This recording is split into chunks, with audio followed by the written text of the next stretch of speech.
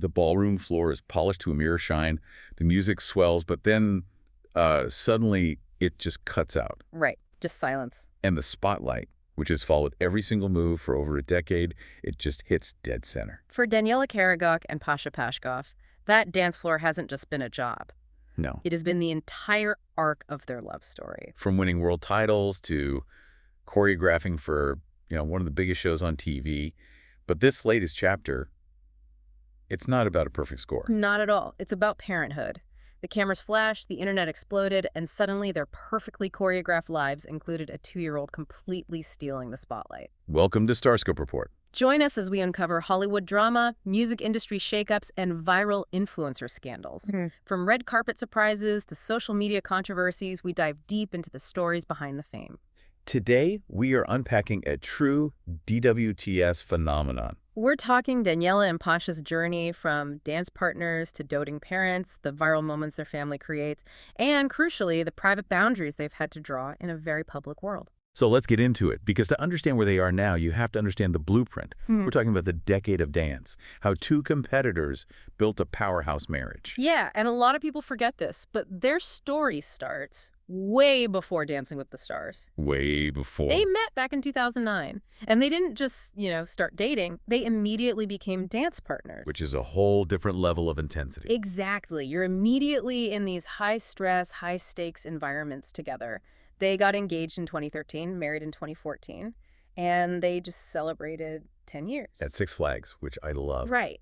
But think about it. The skills you get from competitive dance conflict resolution, shared goals, a physical language, it's perfect training for a marriage. That's such a good point. It's more than just a shared hobby. It's like a shared professional trauma bond in a way. Totally. They traveled the world, earning 10 national titles, 10 world championships. Including that huge one, the Professional Rising Star Latin Champions at Blackpool. I mean, that kind of success demands a completely synchronized focus. You have to be one unit. And they were smart about it. They leveraged that identity. Oh, absolutely. In 2020, during the pandemic, they launched the Wedding Dance School online. Which was genius. It was. It took their very specific elite knowledge and made it accessible to everyone. They turned their shared skill into a diversified asset. That's business savvy. And that idea of partnership seems to be the core of their whole philosophy. Daniella even talked about it, saying the key is making time for themselves. Yeah, I saw that quote. She said they're stronger when we're stronger by ourselves, and then we're stronger together. That is so critical, especially when you work with your spouse 24/7. That need for a separate identity for your own emotional reservoir. It's why they can collaborate so well. We saw it in the season 32 finale, right? Both of them were runners-up. She had Jason Mraz, he had Ariana Madix. And she always credits Pasha. She says, it has always been a team effort from the get-go. He's there helping her choreograph, giving her notes. It's a complete blurring of the lines. But in a supportive way. There was that funny story with her and Iman Shumpert. Oh, yeah. Where Pasha came to rehearsal and told Iman to get, nose-to-nose with his wife for the routine. And Iman was like, bro, that's your wife. Exactly. It just shows how integrated they are. They're constantly trying to make each other better. It's an incredible foundation. But that foundation was about to face its biggest stress test. They built this career together, but what happens when the demands of a reality show clash with the arrival of a tiny new partner? And this is where the story gets really raw and honestly really interesting. We have to talk about 3 months postpartum, the shocking physical and emotional toll of returning to the ballroom. Okay, so the timeline is it's insane. Daniella finds out she's pregnant on the day of the season 31 premiere. The premiere day, wild. Their daughter, Nikita, who they call Kiki, is born in May 2023. And then Daniella is back on that dance floor for the next season in September. 3 months, not even 100 days postpartum. For any job, that's intense.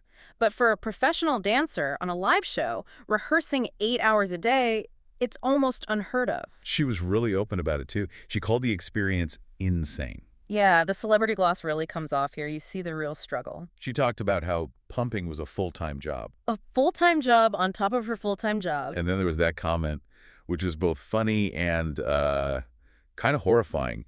She joked that during turns, she worried her uterus feels like it's going to fall out. Wow.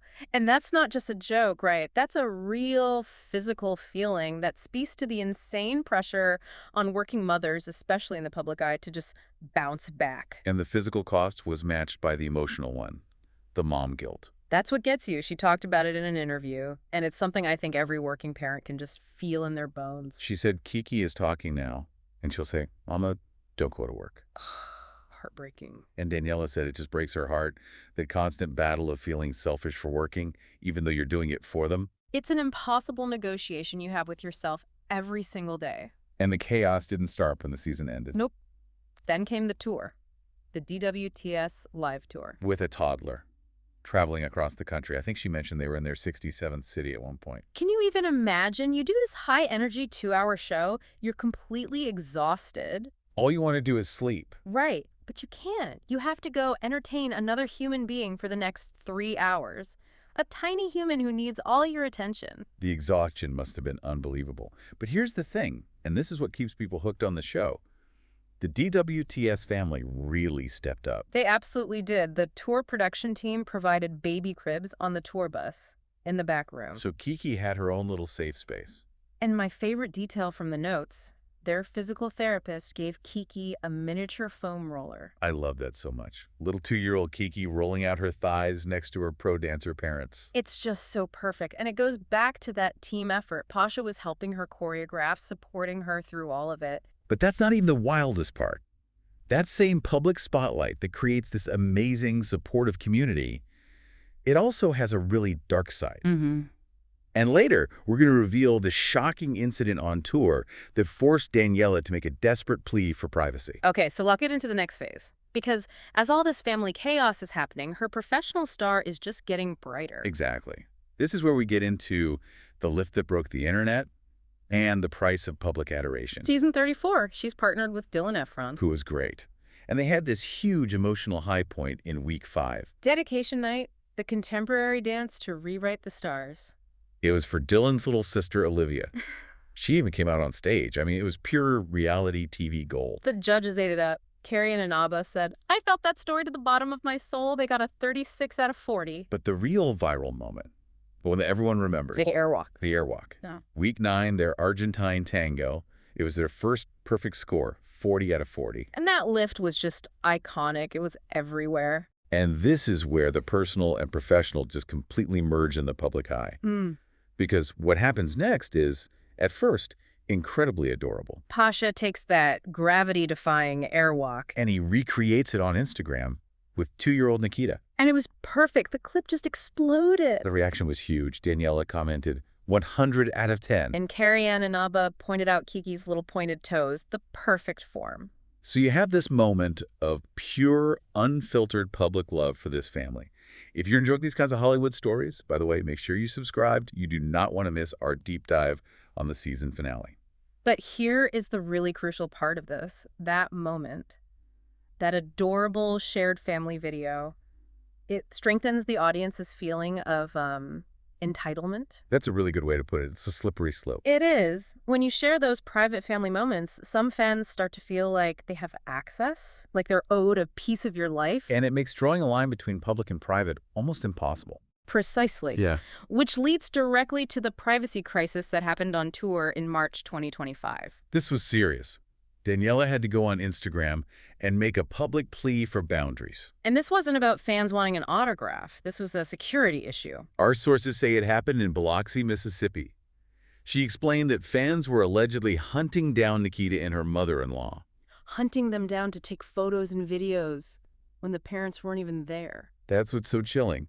She had to post, please do not take photos or videos of our baby girl without our knowledge or when she isn't with us. You can feel the desperation in that. The line between being a fan and being a harasser was just completely crossed. When the parents aren't there to consent and you're actively seeking out the child, it's a massive violation. And the really concerning thing is, this isn't an isolated incident in the DWTS world. No, it isn't. Just the year before, Jenna Johnson and Val Schmakovsky had fans follow their son, Rome, and his nanny all the way up to their hotel room. That is terrifying.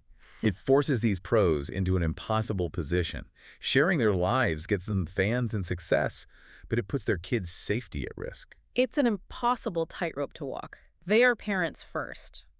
And the fans have to respect that the family unit, especially the kids, needs to be off limits unless the parents choose to share something. The story of Daniella Karagach and Pasha Pashkov is it's such an incredible deep dive into a life lived at maximum intensity. Absolutely. They went from dominating the competitive dance world to launching a business to now raising a child in the full glare of reality TV. And their story really proves that even in that dazzling spotlight, even with perfect scores and viral videos, the biggest challenges are the ones that happen offstage. It demands so much strength, not just as dancers, but as parents trying to set boundaries to keep their family safe. And it makes you wonder, with the rise of all this celebrity family content, with toddlers who can't consent to being on camera, how will that continue to collide with fame? Right. What does privacy even look like when your airwalk with your daughter goes viral to millions of strangers? That tension between creating content and protecting your child is something every celebrity family is going to have to navigate. You've been listening to Starscope Report, where Jordan and Jamie uncover the stories shaping Hollywood, music, and pop culture. Thanks for tuning in, and don't forget to subscribe for more stories that keep the stars shining.